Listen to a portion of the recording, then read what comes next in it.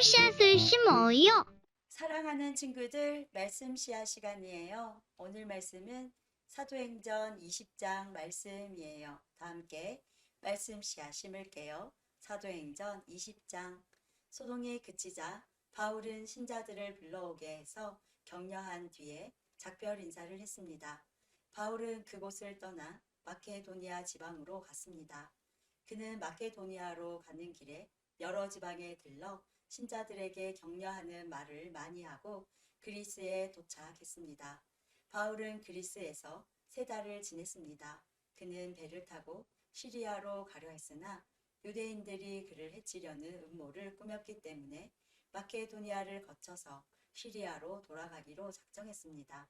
그때 바울과 동행한 사람은 베레아 사람 브로의 아들 소바더와 데살로니가 사람 아리스타고와 세군도와 더베 사람 가이오와 디모데와 아시아 사람 두기고와 드로비모였습니다.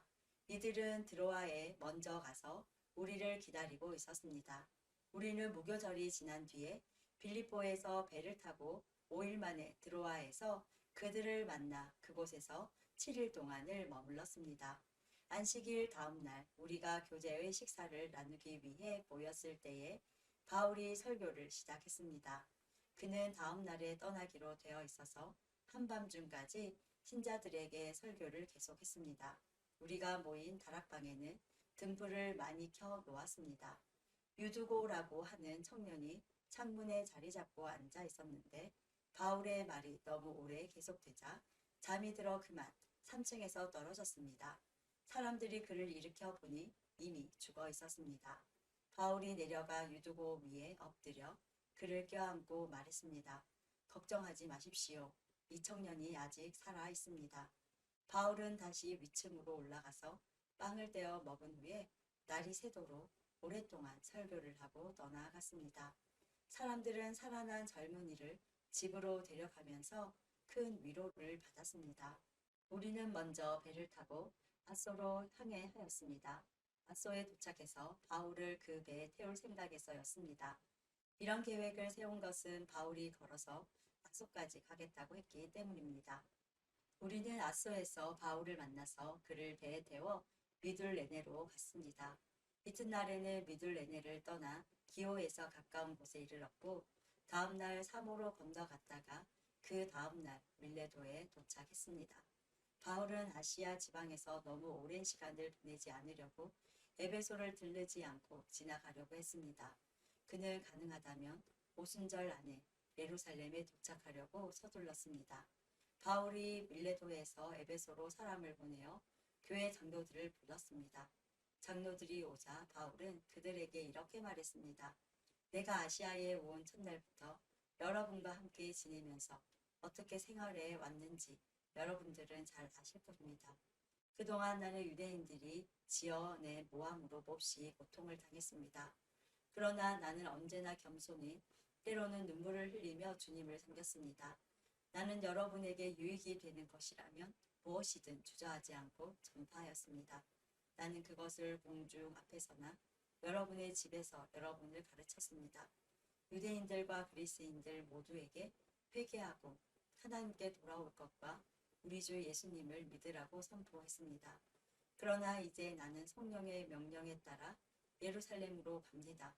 그곳에서 내게 무슨 일이 닥칠지 나는 알지 못합니다. 다만 내가 아는 것은 어느 도시에 가든지 감옥과 환란이 나를 기다리고 있다고 성령께서 내게 경고해 주셨다는 사실뿐입니다. 그러나 나는 내 목숨을 아깝게 생각하지 않습니다. 예수님께로부터 받은 사명 곧 사람들에게 하나님의 은혜의 복음을 전하는 일을 다 마칠 수만 있다면 말입니다. 나는 여러분과 함께 있는 동안 줄곧 하나님의 나라를 전했습니다. 이제 나의 설교를 들으신 여러분 중에는 나의 얼굴을 다시 볼 수 있는 사람이 아무도 없으리라는 것을 나는 압니다. 그러므로 오늘 여러분에게 엄숙히 선언합니다. 여러분 가운데 설령 누군가 구원받지 못하는 사람이 있다고 하더라도 내게는 책임이 없습니다.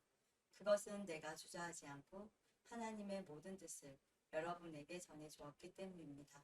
여러분은 자신들과 모든 맡겨진 양떼를 잘 살피고 그들을 잘 돌보십시오. 성령께서 여러분을 감독자로 세우셔서 하나님께서 자기 아들의 피로 사신 교회를 돌보게 하셨습니다.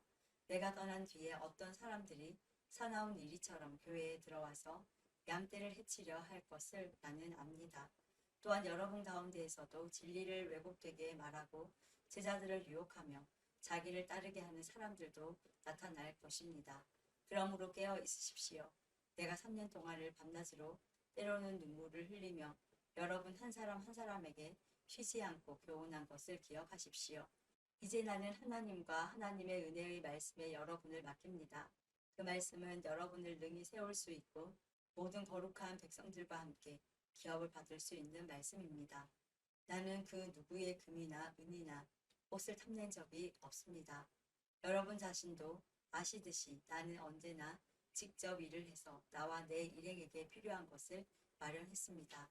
나는 모든 일에서 여러분에게 모범을 보였습니다. 여러분은 저처럼 열심히 일해서 약한 사람을 도와야 합니다. 또한 주는 것이 받는 것보다 복이 있다고 하신 주 예수님의 말씀을 기억해야 합니다. 바울은 이 말을 마친 뒤에 무릎을 꿇고 모든 사람들과 함께 기도했습니다. 그들은 다 바울을 껴안고 작별의 입맞춤을 하면서 울었습니다. 특히 그들은 다시는 자기를 보지 못하리라는 바울의 말을 듣고 슬퍼하였습니다. 그리고 그들은 배 타는 곳까지 바울을 배웅했습니다.